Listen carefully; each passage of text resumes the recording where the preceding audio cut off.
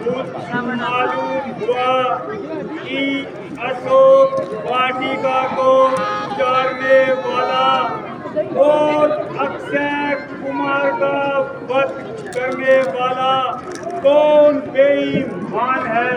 जी हाँ महाराज, वह पवन पुत्र हनुमान है। है क्या कहा? पवन का बेटा हनुमान? हाँ महाराज, पवन पुत्र हनुमान।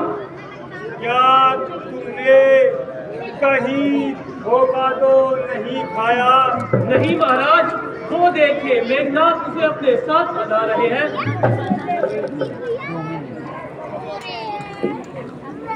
तीनों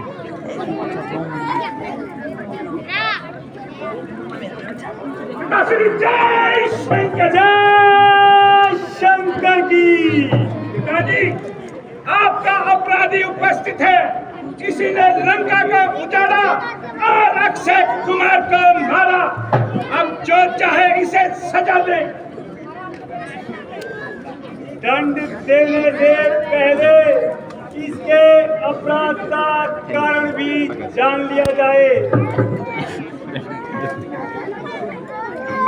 चला बता, क्या आफत खाई है तूने पूरी लंका में, क्यों कह खाई है? चुप रहने से प्राण नहीं बचेंगे, कुछ तो बोल, अपनी जवान तो खोल।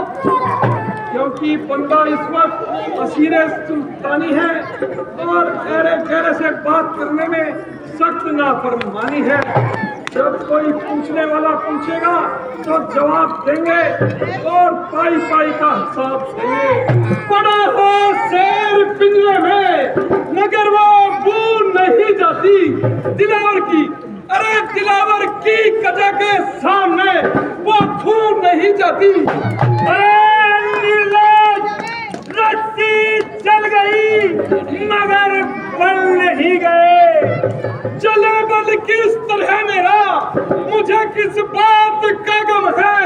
वही तू है वही मैं हूँ, वही तुम है वही हम है।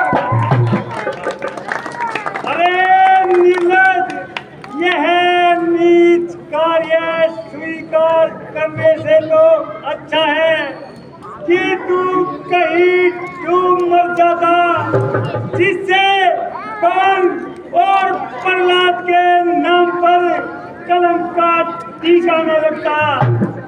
अभी तक भी है तेरा वक्त पश्चाताप करने का। किया है काम ही तूने विनाशक डूब मरने का। अरे बुद्धि, तुझे इस दशा में देखकर मेरी गर्दन मारे लज्जा के झुकी जाती है, परंतु शोक की तुझे गैरत में आती है। अभी तक तो झुकी थी ये तुम्हारे ही झुकाए से। कोई दिन मैं न उठेगी जमी से भी उठा से। हनुमान, आज तुम निराले ढंग से बातें कर रहे हो या प्राचीन संबंधों को एक साथ ही भुला डाला? कदापि नहीं, बल्कि उन्हीं प्राचीन संबंधों के कारण ही मैं आपके पास आया हूँ।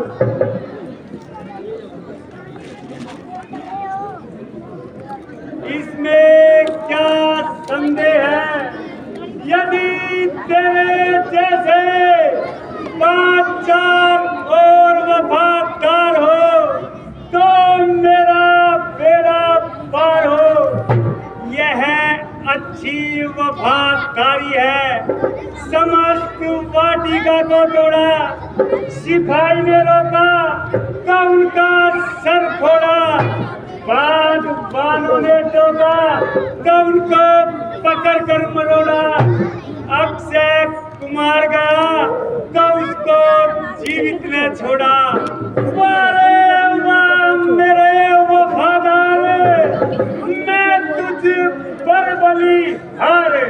मैं गया था कौन सा उनको बुलाने के लिए, आप अब ही आए थे वो झगड़ा फैलाने के लिए, काम की साथ है बल आखिर खाने के लिए, था जुर्म जो बांध लेता उन्हें घर ले जाने के लिए, नाहक इतनी बात पर वो पीछे मेरे पड़ गए, आए थे मुझको मारने लेकिन खुद ही मर गए। प्रश्न तो यह था कि तुझे किसने कहा था वहां जाने के लिए? कहा था रामचंद्र जी ने और सुग्रीव ने भेजा था सीता जी की खबर लाने के लिए। सीता की खबर? हाँ हाँ, सीता जी की खबर।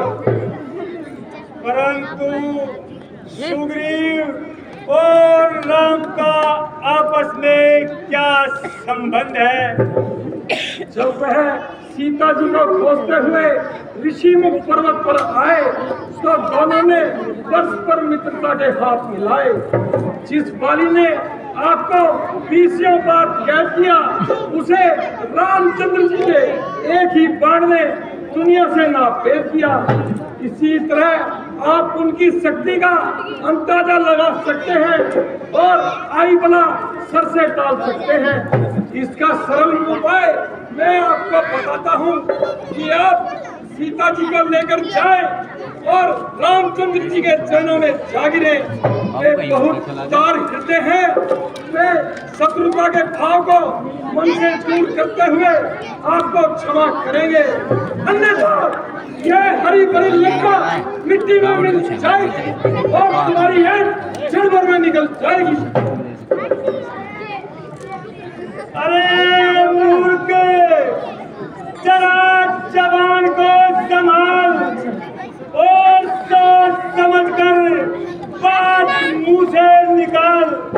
जब तू यहाँ मेरे पास कैद है और मेरे हाथ में तेरा साया सफेद है, तो क्या तुझे वापस जाने की भी उम्मीद है?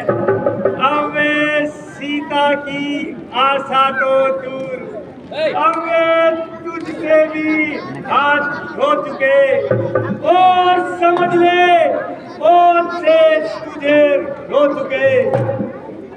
जिसकी तू महिमा को बाटी गा रहा है और पागल ये 1.5 फुट चौड़ा मुंह फैला रहा है, उन वनवासी लड़कों को मैं अच्छी तरह से जानता हूँ। प्रथम वनवासी तो राम लक्ष्मण, फिर दूसरा साथी कौन मिला?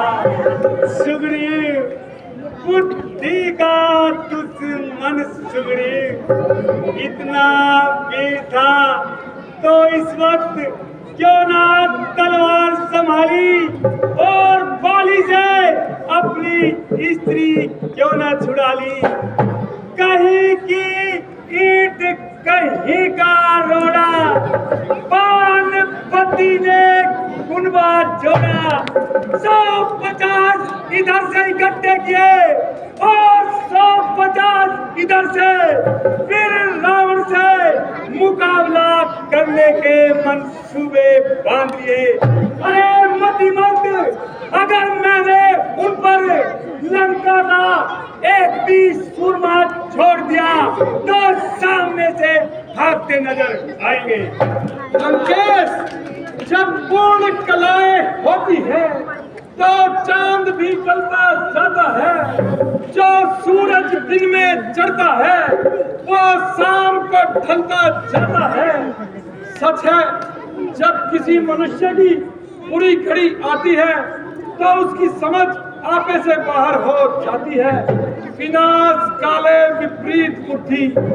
मैं सोचता था कि सारी लंका में एक भी व्यक्ति ऐसा नहीं जो मुझे समझाए और इस समझ को विनाशकारी मार्ग से हटाए, किंतु अब विदित हुआ यहाँ तो बस यही कुत्ते हैं।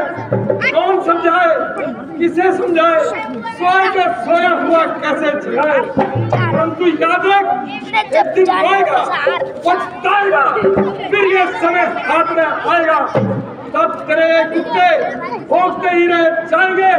इतना ही नहीं बल्कि ढूंढे से भी न पाएंगे और तेरी इस अहंकार भरी खोपड़ी को गाय नाच नोच कर खाएंगे। अरे मूर्ख, तेरे प्राचीन संबंधों के कारण मुझे तेरे से इतनी हमदर्दी है, परंतु तू बेहुदा बकवास करके मानो अपने आप को मौत के मुंह में झोंक रहा है। यह तेरा फिजूल ख्याल है और मेरी तरफ उंगली उठाने की भला किसकी मजाल है। तू शायद इसलिए फूल रहा है कि मेघनाथ गया और जाते ही मुझे जंजीरों में जकड़ लाया, लेकिन यह तेरी सरासर गलती है और मेघनाथ बेचारे की कहाँ ताकत है। यदि चाहता तो इन जंजीरों को वही तोड़ देता और इस तेरे वीर को वही पकड़कर निचोड़ देता, किंतु मैं खुद चाहता था कि किसी प्रकार तुझ तक पहुंचूं और तुझे समझा बुझाकर इस विनाशकारी मार्ग से हटाऊं, परंतु मेरी सब मेहनत व्यर्थ गई और बात वहीं की वहीं रही। प्राचीन संबंधों के कारण ही मैं आपसे इतनी देर से हमदर्दी कर रहा था और सरदर्दी कर रहा था, अन्यथा हमें क्या, भाड़ में पड़ा तुम और चूल्हे में पड़े तेरी लंका।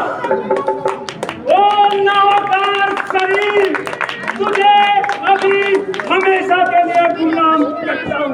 भाई साहब जरा ठहरिए, यह काम आपकी शान और राजनीति के सरासर खिलाफ है। भला एक दूध का वध करना कहाँ का इंसाफ है।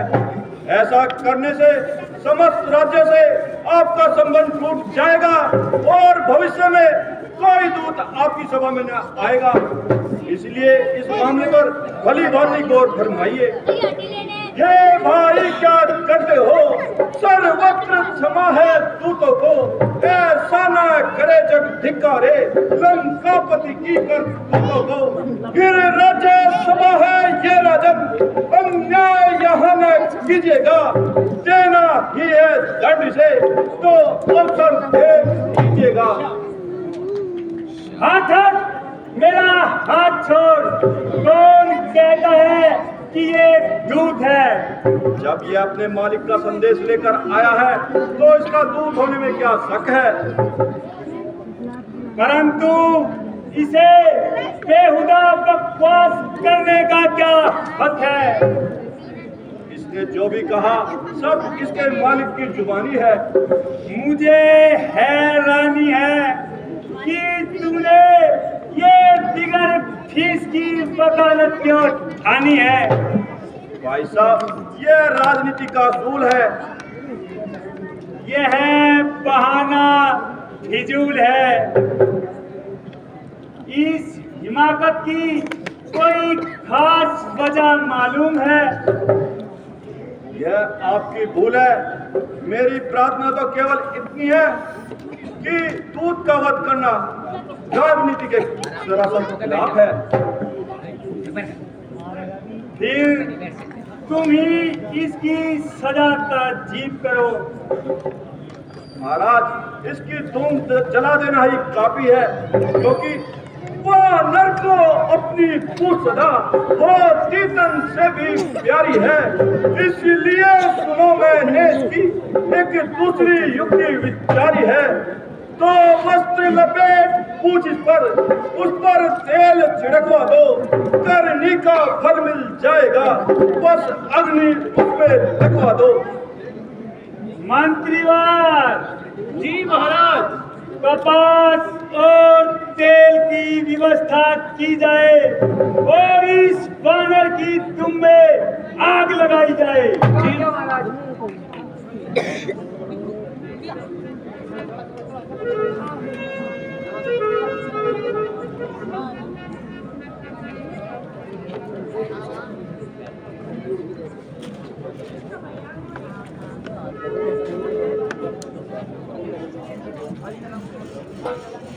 बोल सियापति रामचंद्र की, लक्ष्मण दत्ती की।